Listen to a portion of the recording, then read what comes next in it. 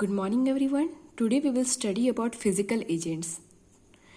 So heat is one of the most trusted method of sterilization. बोल रहा है heat जो है सबसे ज़्यादा मतलब reliable method है. That means everybody trust it to do a sterilization process and should be method of choice unless contraindicated. That means बोल रहा है कि heat जो है सबसे अच्छा मेथड है स्टेरिलाइजेशन का और हम तब तक यूज़ कर सकते हैं जब तक हमें कोई मनाही नहीं है. तो material that may be damage by heat can be sterilise at low temperature for longer period और बाय रिपीटेड साइकिल्स. सो जो मटेरियल को हमको स्टेरिलाइज करना है ये इधर it can be made of plastic, तो प्लास्टिक से बना हुआ है तो हम उसको हीट कैसे दें. तो हम इसका भी मेथड है, हम लो टेम्परेचर में इसको स्टेरिलाइज करेंगे लेकिन जो टाइम रहेगा वो ज़्यादा देर तक रहेगा. मान लो प्लास्टिक का कोई प्लास्टिक का कप है तो उसको कप एग्जाम्पल है. ओके, कप हम यूज़ कर रहे हैं तो that means it can have a chances that it can melt. Okay, so इसको स्टेरिलाइज करने के लिए हम क्या करेंगे, लो टेम्परेचर डालेंगे और बहुत देर तक उसको स्टेरिलाइज करेंगे या फिर रिपीटेड साइकिल कर सकते हैं. आज किए फिर 3 दिन बाद एक्सपायरी हो गया वो, फिर करेंगे स्टेरिलाइज. तो इस तरह से मेथड से कर सकते हैं. The flowing factor influence sterilisation by heat. तो नेचर ऑफ हीट, ड्राई और मॉइस्ट. तो हम किस तरह से स्टेरिलाइजेशन कर रहे हैं वो भी डिपेंड करता है. जैसे कि हम ड्राई हीट कर रहे हैं या फिर मॉइस्ट हीट कर रहे हैं. ड्राई हीट में मतलब कि हम जला रहे हैं किसी चीज़ को, मॉइस्ट में या फिर बॉइलिंग यूज़ कर रहे हैं, पेस्चराइजेशन यूज़ कर रहे हैं. कितना टेम्परेचर में हम लोग कर रहे हैं, कितना टाइम लग रहा है, कौन सा माइक्रो ऑर्गेनिज्म को मारने के लिए, किल करने के लिए हम यूज़ कर रहे हैं.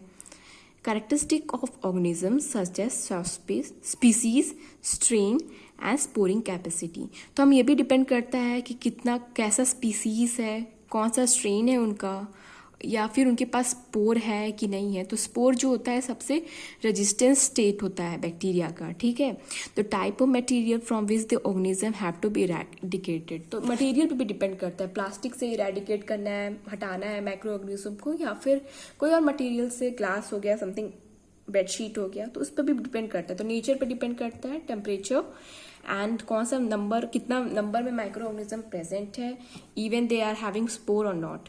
The killing effect of dry heat is due to protein denaturation. अब oxidative damage and toxic effect of elevated level of electrolyte. तो अब मान लो हम लोग ड्राई हीट कर रहे हैं, ठीक है, ड्राई हीट करते हैं जैसे कि फ्लेम यूज़ करते हैं, इंसरेशन यूज़ कर रहे हैं, इवन हॉट एयर ओवन. तो वो ऐसा उन सब में चीज़ में कि ऐसा क्या चीज़ है कि वो ये सब यूज़ करने से माइक्रो ऑर्गेनिज्म मर जा रहे हैं. तो जब हम हीट करते हैं तो व्हाट हैपन्स, तो माइक्रो ऑर्गेनिज्म के पास प्रोटीन होता है तो वो डीनेचर कर जाता है. मीन्स या तो उनका फंक्शन करना बंद कर देगा, या फिर ऑक्सीडेटिव डैमेज, ऑक्सीजन की प्रेजेंस से, कार्बन डाइऑक्साइड की प्रेजेंस से डैमेज हो गया, या फिर toxic effect of elevated level of electrolyte.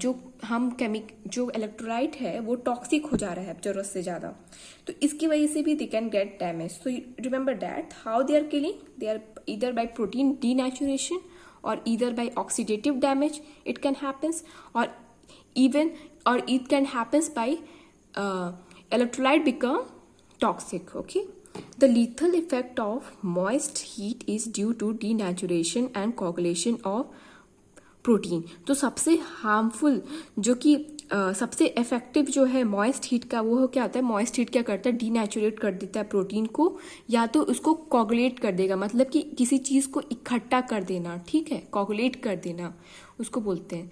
जैसे ब्लड होता है वो कोगुलेट करता है, एक दूसरे के साथ इकट्ठा हो जाता है, तब जाके ना ब्लड का क्लॉट होता है. वैसे कोगुलेशन कर देता है प्रोटीन को, एकदम चिपका देता है. ठीक है, advantage of steam lies in the latent heat liberation liberated when it condenses on a cooler surface, rising the temperature of that surface. In the case of the spore, steam condensed on it increases its water content with ultimate hydrolysis. So what happens, जब spore होता है तो इसके लिए हम spore जो होता है सबसे रेजिस्टेंट स्टेट है बैक्टीरिया का, तो इसको मानना it's very difficult. So what happens, we condense it, we use steam जो होता है ना स्टीम, तो इससे क्या होगा, वाटर का कंटेंट जो होगा इंक्रीज हो जाएगा और क्या होगा, बैक्टीरिया के प्रोटीन उसमें मर जाएंगे. In a complete moisture free atmosphere bacteria like many proteins are more resistance to heat. तो जो मॉइस्चर फ्री एटमॉस्फेयर में रहने वाले बैक्टीरिया हैं जैसे कि प्रोटीन हो गया, वो रेजिस्टेंस होते हैं किसके, हीट के. They are killed when oxidation of cell constituent occur and they require much higher temperature than those needed for coagulation of protein. The time required for sterilization is inversely proportional to the temperature of exposure. बोल रहा है that things the above point I haven't discussed, that means that is not too important. Okay, so यहाँ से सिर्फ important पढ़ेंगे. तो time required for sterilization inversely proportional to temperature of exposure. तो sterilization का time depend करता है कि आप कितना समय तक उसको temperature से expose कर रहे हो. ठीक है, ज़्यादा देर तक टेम्परेचर से एक्सपोज करोगे तो मे बी ज़्यादा अच्छे से मर जाए, या फिर कम टेम्परेचर करोगे तो आप मे बी बैक्टीरिया नहीं मर पाए. तो time required for sterilization is proportional to temperature of exposure. मतलब कि ज़्यादा टेम्परेचर करोगे तो कम आपको टाइम रिक्वायरमेंट है, अगर कम टेम्परेचर करोगे तो ज़्यादा रिक्वायरमेंट है टाइम. ठीक है, it can be express as thermal dead point. तो थर्मल डेड पॉइंट क्या होता है कि ऐसा कौन सा टेम्परेचर में, ऐसा कौन सा मिनिमम टेम्परेचर है कि बैक्टीरिया उस टेम्परेचर में मर जाता है. तो हर एक बैक्टीरिया का, हर एक माइक्रो ऑर्गेनिज्म का अपना थर्मल पॉइंट होता है, which is the minimum time required to kill a suspension of organisms at a predetermined temperature in a specific environment. तो इन्वायरमेंट कैसा है, स्पेसिफिक है, there is no change. Okay, और ऐसा टाइम रिक्वायर्ड हो, ऐसा कौन सा टाइम है, ऐसा कौन सा टाइम रिक्वायर्ड है, ऐसा मिनिमम टाइम कितना मिनिमम टाइम है कि वो बैक्टीरिया उसमें मर जा रहा है. स्टेरिलाइजेशन टाइम डिपेंड्स ऑन, तो टाइम किस पर डिपेंड करता है, कितने माइक्रो ऑर्गेनिजम्स प्रेजेंट हैं सस्पेंशन में, या तो उनके पास स्पोर हो तो ठीक है, अगर स्पोर नहीं है तो ज़्यादा टेम्परेचर की ज़रूरत नहीं है, तुरंत मतलब स्टेरिलाइज हो जाएगा. स्पोर जो होता है सबसे रेजिस्टेंस स्टेट होता है बैक्टीरिया का, तो इसको आपको उसको मानना it's very difficult. So strains and characteristic of organism, या तो ऐसे कुछ ऑर्गेनिज्म होते हैं या तो हीट से नहीं मरेंगे, तो कैरेक्टरिस्टिक ऑफ ऑर्गेनिजम्स पे भी डिपेंड करता है. Even they depend on the strains also. The presence of organic substances such as protein and nucleic acid, even it also depend on organic as well as nucleic acid. So तो कितना घंटे तक हम heat देंगे ये depend करता है organism पे, कौन से टाइप का स्ट्रेन है, कितने माइक्रो ऑर्गेनिज्म प्रेजेंट है, स्पोर है कि नहीं है उसमें. ठीक है, सो हम पढ़ेंगे ड्राई हीट के बारे में. सो फ्लेमिंग जो थे नहीं, फ्लेमिंग क्या है, मतलब किसी चीज़ को फ्लेम करना. हम कैंडल का फ्लेम देखे हो ना, उसको फ्लेम बोलते हैं. तो वैसे एक तो बंसन बर्नर टाइप्स रहता है केमिस्ट्री लैब में आप देखोगे, तो उसमें क्या होता है, कुछ भी जैसे वायर है हमारा, उसको क्या किया जाता है, उसको थोड़ा हीट किया जाता है जब तक वो रेड हॉट ना हो जाए. ठीक है, तो वही है इसको. तो फ्लेमिंग का मतलब क्या है, इनोकुलेटिंग लूप और वायर, मतलब कि डालना, या तो ऐसे करके लूप होता है. ओके, लूप होता है मतलब कि ऐसे देखो ऐसे करके लूप बना रहता है, ऐसे करके लूप रहता है, एक वायर रहता है, या फिर फोर्सेप, जो हम फोर्सेप्स यूज़ करते हैं.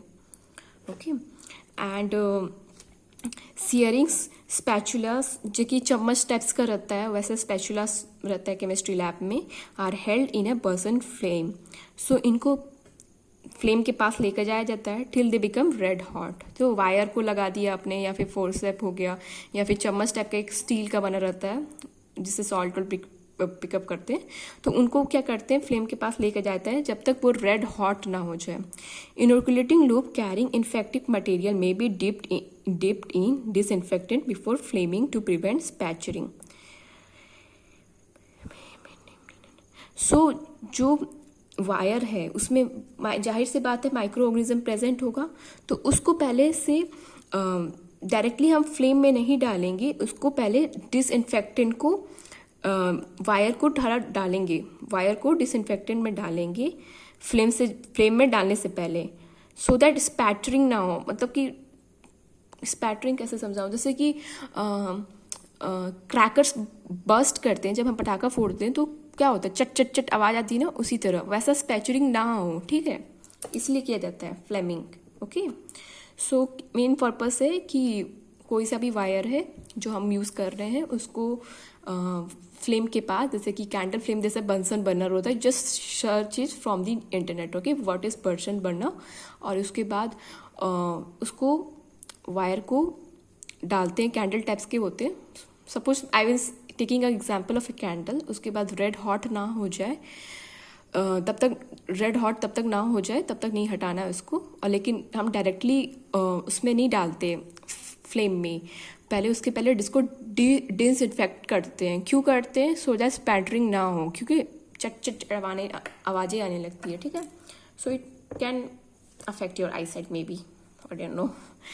सो what is incineration? So incineration का पहले, as I told you in my first video, incineration का मतलब होता है किसी चीज़ को जलाना। जैसे कि हम लोग एनाटॉमिकल वेस्ट है, हमारे बॉडी का वेस्ट है, ओके, तो इनको क्या करते हैं, अब इसको या तो कोई इसको लैंडफिल में कोई इसको मतलब कि बरी कर देता है, या फिर कोई वो कर देता है, जला देता है। तो इंसिरेशन में क्या होता है, जैसे कि बेडशीट होता है तो वो ब्लड वर्ड से कंटामिनेटेड हो जाता है जब हॉस्पिटल में सर्जरी वगैरह होता है। सो इनको क्या किया जाता है, पूरी तरह से जला दिया जाता है, ठीक है। तो वही इंसिरेशन है। This is an excellent method for safely destroying material such as contaminated cloth. तो ये सबसे बेस्ट मेथड है, इनसे सबसे बेस्ट का बेस्ट है।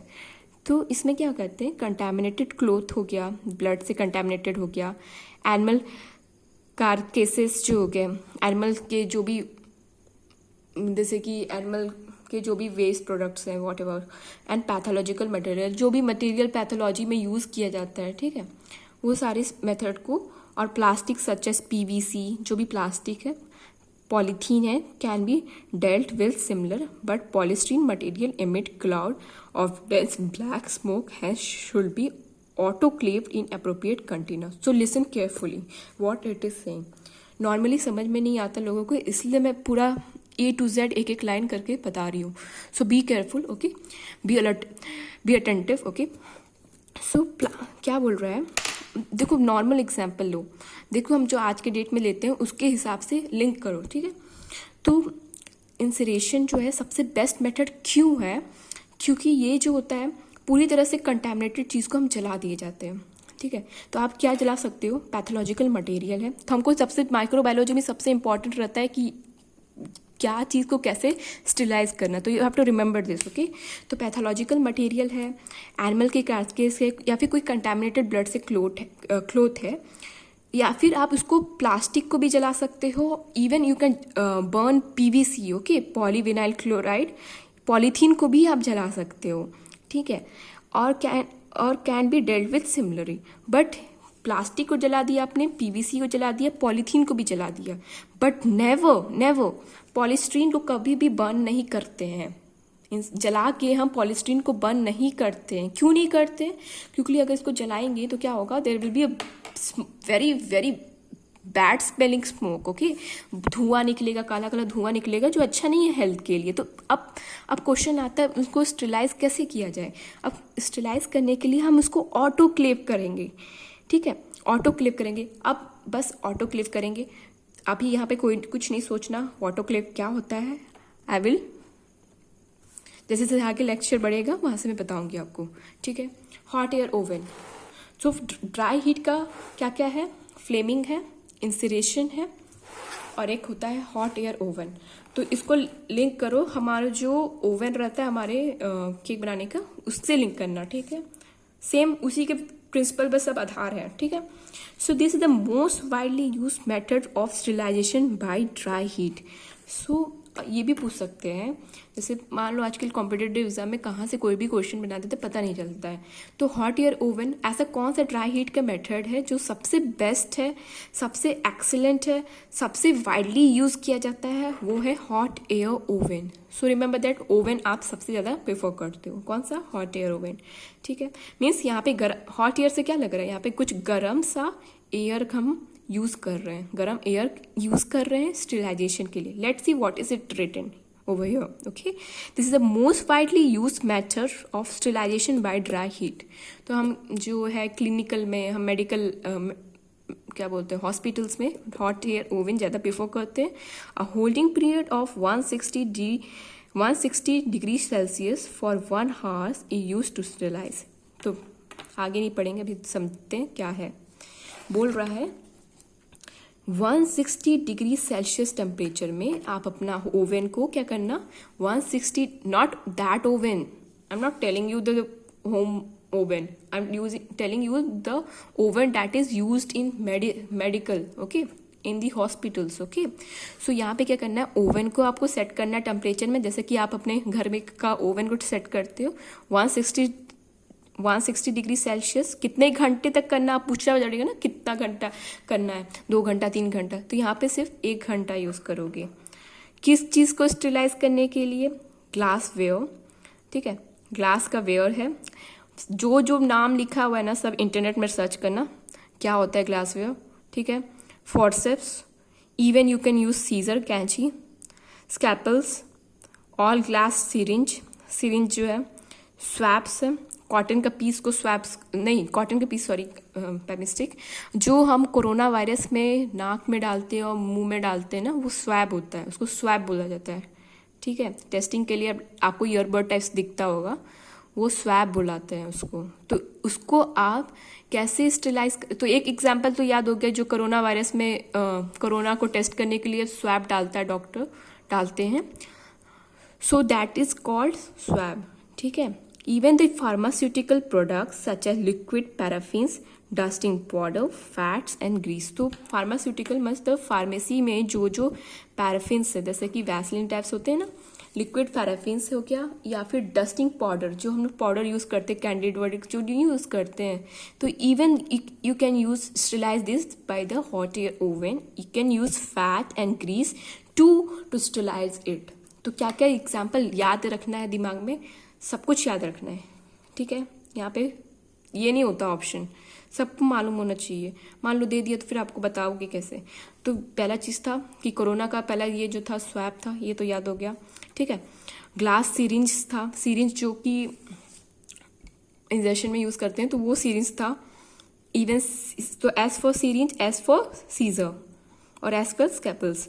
तो ये एस का वाला काम हो गया. ठीक है, इसको हटाओ.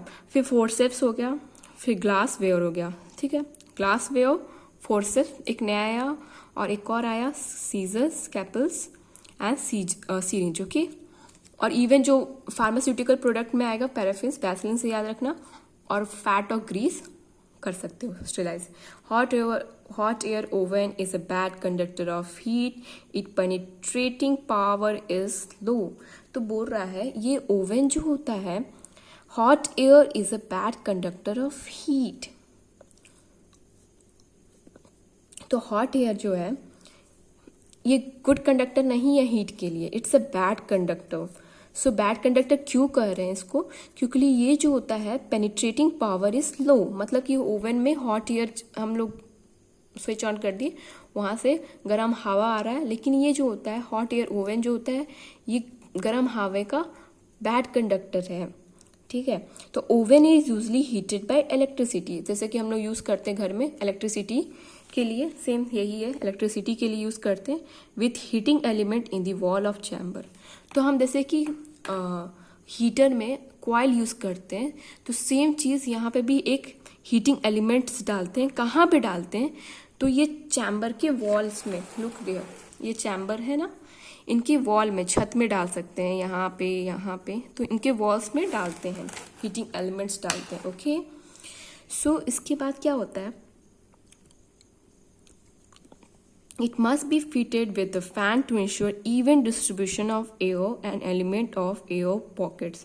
सो यहाँ पे क्या होता है, एक चीज़ तो कॉइल रहता है, हीटिंग एलिमेंट होता है, कॉइल मत लिखना, हीटिंग एलिमेंट लिखना, जो लिखा है, क्यों लफड़ा करना फालतू का.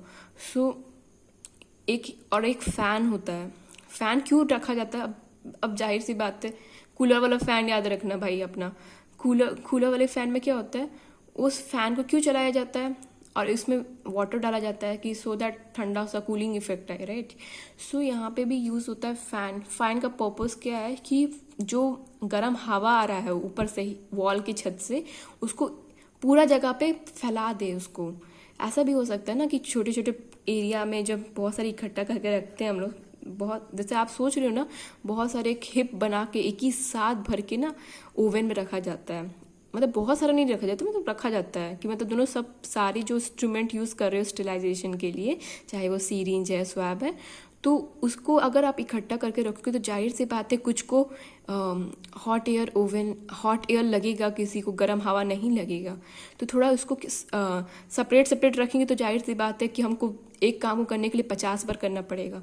तो क्या करते हैं, एक फ़ैन डालते हैं। इससे क्या होता है, फ़ैन जो जैसे ही चलता है हॉट एयर ओवन को पूरी जगह फैला देता है। हॉट एयर ओवन बोल रही हूँ, हॉट एयर को पूरी जगह फैला देता है, जिसकी वजह से जो जगह नहीं भी स्टेलाइज हुआ है वो भी स्टेलाइज हो जाएगा। ठीक है। It should be not be overloaded, तो रिमेंबर दैट ओवरलोड कभी नहीं करना। ठीक है।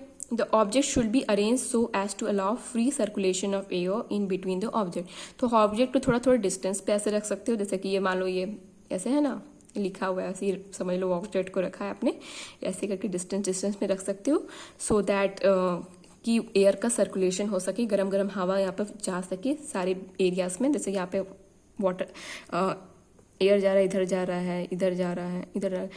ठीक है। तो मान लो अगर आप सटा के रख दोगे तो जाहिर सी बात है नहीं जा पाएगा ना एयर। ठीक है। The object should be arrange so as to allow free circulation of air in between the object. Glassware should be perfectly dry before being placed in the oven. अब ग्लासवेयर क्या होता है? ग्लासवेयर जो होता है कांच टाइप्स का होता है, ग्लास समझ लो कटोरी है, देख लेना, आप देख लेना भाई, आप गूगल में देख लेना ग्लासवेयर क्या होता है। I can't explain all these things, okay. तो ग्लासवेयर जो होता है उसको आप क्या करना कि डायरेक्ट धो के नहीं डाल देना, उसको थोड़ा ड्राई करके डालना। ठीक है। कुछ भी चीज़ को धो के डायरेक्ट फट से नहीं डालना, सब कुछ ड्राई होना चाहिए तब जाके आप ओवन में डालोगे, okay. The test tubes and flag should be wrapped in paper. So क्या होता है, जो टेस्ट ट्यूब यूज़ करते हैं, ठीक है, टेस्ट ट्यूब यूज़ देखा होगा हमने, और इवन हम लोग फ्लैग्स की यूज़ करते हैं। सबका पिक्चर देख लेना, नहीं समझ में आएगा तो उसमें क्या होता है, हम डायरेक्ट उसको ऐसे नहीं डालते। तो टेस्ट ट्यूब के अंदर क्या होता है, पेपर हो गया, फ्लैक्स में पेपर हो गया, उन सबको पेपर से लपेट के डाल देते हैं। समझ लो कि जैसे ये टेस्ट ट्यूब है तो यहाँ पे पेपर क्या करोगे, ऐसे करके पूरा रैप करके डालोगे पेपर के साथ, okay. Rubber material except silicon rubber will not withstand such high temperature. तो रबर का बोल रहा है, रबर का मटेरियल जो है वो जो होता है इतना गर्म टेम्परेचर 160 डिग्री सेल्सियस टेम्परेचर, सोचो भाई रबर कैसे बर्दाश्त करेगा। तो रबर का मटेरियल एक और आता है, कौन सा, सिलिकॉन। तो सिलिकॉन भी एक तरह का रबर का मटेरियल है, तो लेकिन उसके पास भगवान ने क्षमता दी है कि उसको